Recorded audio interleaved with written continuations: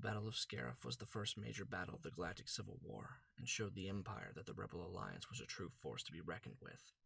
I am Knight One, and today we will be taking an in-depth view of the battle, from the events that led the rebellion to Scarif, to the escape of Princess Leia Organa.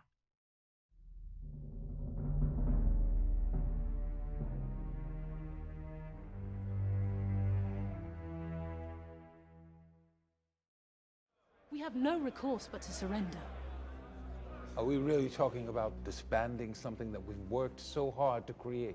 We can't just give in! We joined an alliance, not a suicide pact. We've only now managed to gather our forces. Gather our forces? General Draven's already blown up an Imperial base. A decision needed to be made. If it's war you want, you'll fight alone. If that's how it's going, why have an alliance at all? If she's telling the truth, we need to act now! Councillors, please.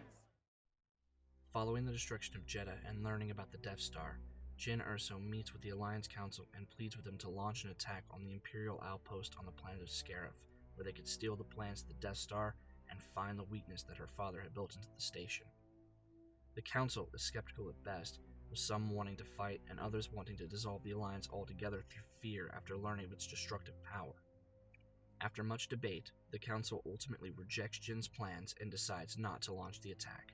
However, unbeknownst to her, Cassian had already assembled a strike force of rebel pathfinders and marines to attempt a stealth mission onto the planet using a shuttle that they had stolen earlier. Under the call sign of Rogue One, the team departs for Scarif without the support of the Rebel Alliance or its fleet. Around the same time, Director Krennic also returned to Scarif in order to search the Death Star plans made by Galen Erso. Darth Vader ordered Krennic to personally ensure that the station was not compromised in any way and that Erso did not reveal anything to the rebellion after the station had been revealed with the destruction of Jeddah City.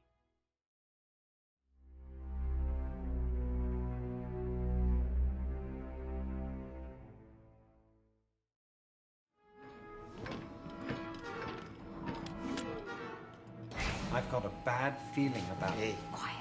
What? After successfully landing on Scarif, Jyn and Cassian sent teams to set up a distraction to allow them to infiltrate the Citadel Tower and locate the plans. Posing as technicians, they proceeded to enter the security complex undetected. Cassian then ordered the Marines to place explosives around the many landing pads surrounding the base. The battle began with the rebels setting off explosives and Director Krennic ordering that the base garrison be deployed. This attracted many of the troopers at the base, providing Jyn, Cassian, and K2SO the distraction they needed to get further inside the Citadel and search for the plans while the rest of Rogue One dealt with the incoming stormtroopers.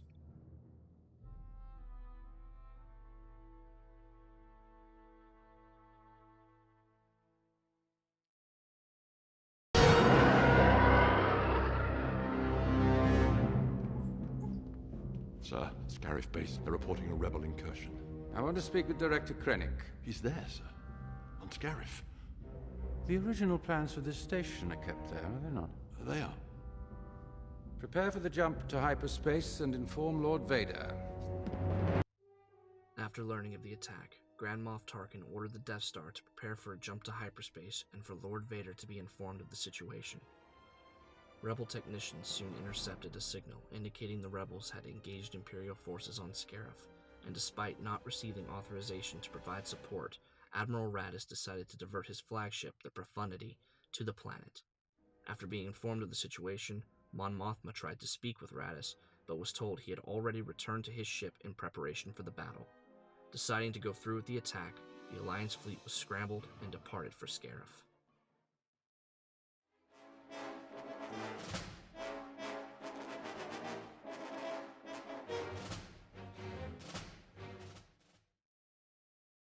Attention all flight personnel. Please report to your commanders immediately. All flight personnel, please report to your commanders immediately. We have been redirected to Scarif. Pilots, you will be briefed by your squadron leaders en route. May the Force be with you. Scarif? They're going to Scarif?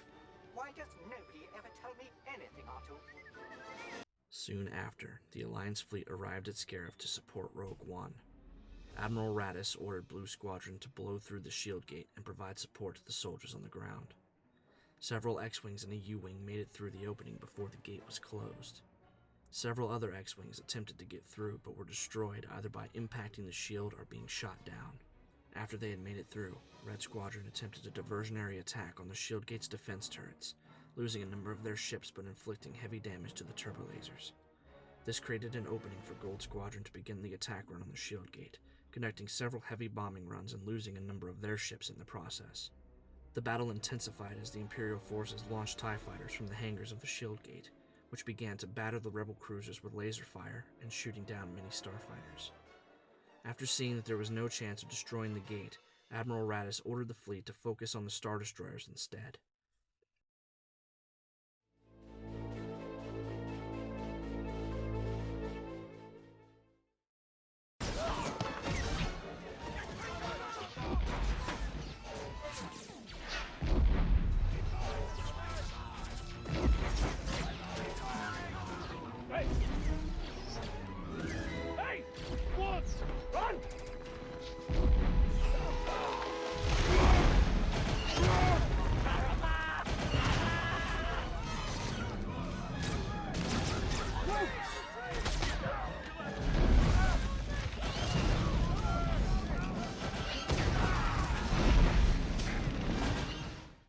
On the ground, Cassian, K2, and Jyn had made their way into the data vault.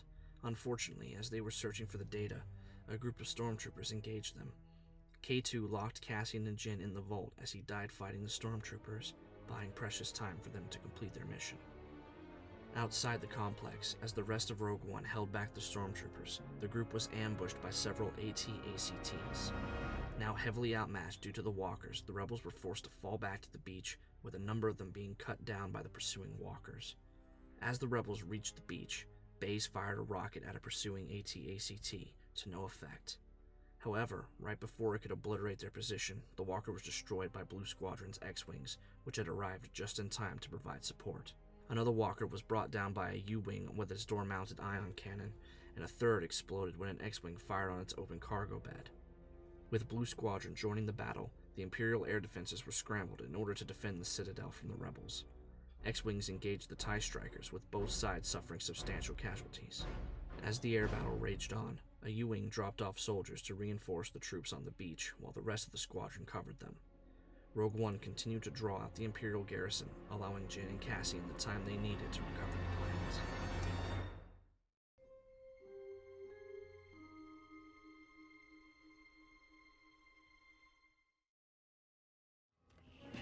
This is Rogue One calling any Alliance ships that can hear me. Is there anybody out there? This is Rogue One, coming over! This is Admiral Raddus, Rogue One. We hear you! We have the plans. They found the Death Star plans. They have to transmit them from the communications tower. You have to take down the shield gate. It's the only way they're gonna get them through. Call up a Hammerhead Corvette. I have an idea. Stand by, Rogue One. We're on it. This is for you, kid.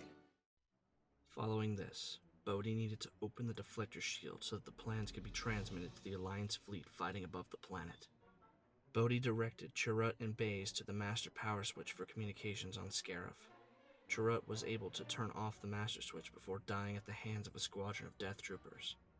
Baze took revenge and wiped out the squadron before perishing to a thermal detonator thrown by a trooper before dying.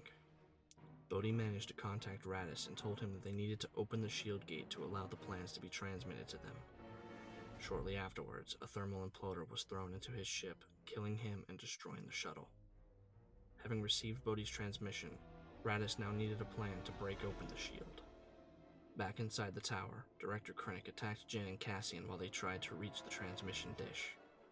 Cassian was shot and knocked unconscious while Jyn was able to escape through a hatch and reach the roof.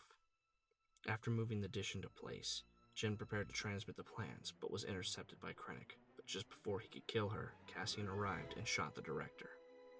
Far above the planet, the Alliance fleet was taking a beating. Endless waves of TIE fighters were battering the fleet, destroying a number of ships and bringing the Profundity shields down to half strength. Seeing an opening, Gold Squadron was able to make an attack run against one of the Star Destroyers, disabling it with ion torpedoes. Noticing the disabled capital ship, Admiral Raddus contacted one of the Hammerhead Corvettes and explained his plan to break open the shield. The Corvette known as the Lightmaker was chosen to carry out his plan. The ship had earlier sustained heavy damage and was covering the line of retreat, and after evacuating all of its non-essential personnel, the Corvette rammed the disabled Star Destroyer, sending it on a collision course for the other one. Seeing the incoming hazard, an Imperial officer ordered a full reverse to avoid the collision, but it was too late. As the two Star Destroyers collided, they broke apart and fell towards Scarif, crashing into the shield gate and destroying it. With the shield down, Jin and Cassian were able to successfully transmit the plans to the Alliance flagship above Scarif.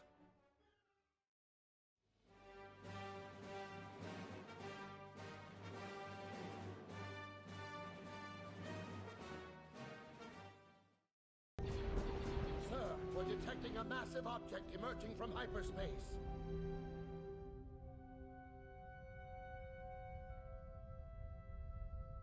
Sir, shall I begin targeting their fleet? Lord Vader will handle the fleet. Target the base at Scarif. Single reactor ignition. Yes, sir. Immediately after the transmission of the plans, the Death Star exited hyperspace.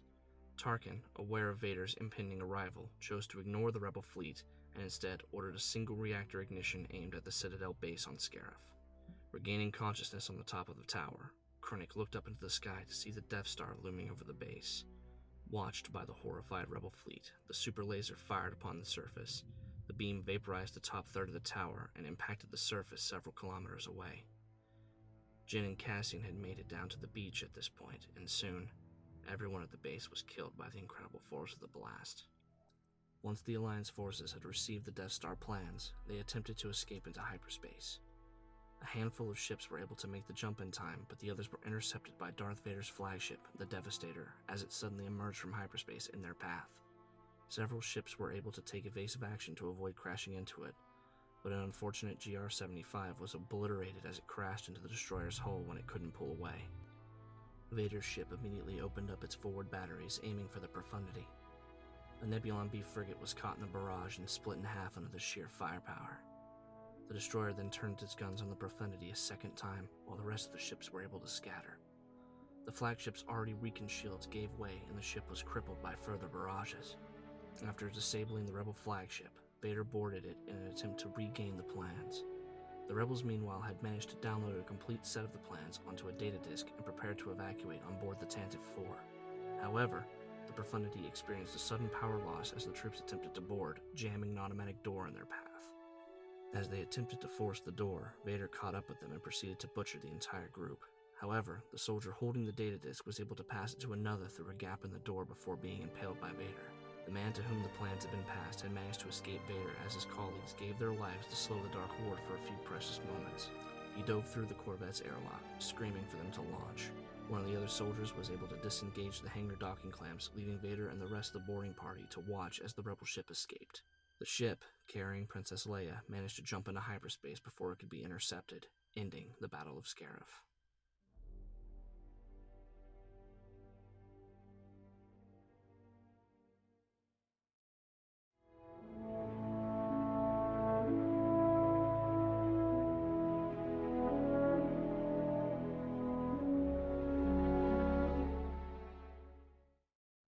From a strategic standpoint, the Rebels came out victorious.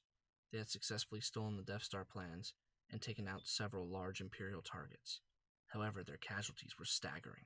They had lost Admiral Raddus and his flagship, the Profundity, a large number of X-Wings, most of Blue Squadron, one U-Wing, many Y-Wings, at least 2 GR-75s, one Nebulon B frigate, the Lightmaker, all of Rogue One, and all of the infantry that was sent down to the planet. The Empire, on the other hand, although they lost the plans to the Death Star, was able to take out a significant portion of the Alliance fleet and kill Admiral Raddus, one of the Alliance's top leaders, and while suffering greater casualties than the Alliance, it was ultimately less significant given the sheer size of the Imperial Navy. The Empire lost Director Krennic, the entire planetary base and all personnel, including all of the AT-ACTs, all the Death Troopers, Shore Troopers, and Stormtroopers stationed there, a large number of TIE Fighters and TIE Strikers, and 2 Imperial-class Star Destroyers. Overall, the battle was extremely significant for the Rebel Alliance, and would eventually lead them to destroy the Death Star shortly afterwards. I'm Knight 1, and that was the Battle of Scarif.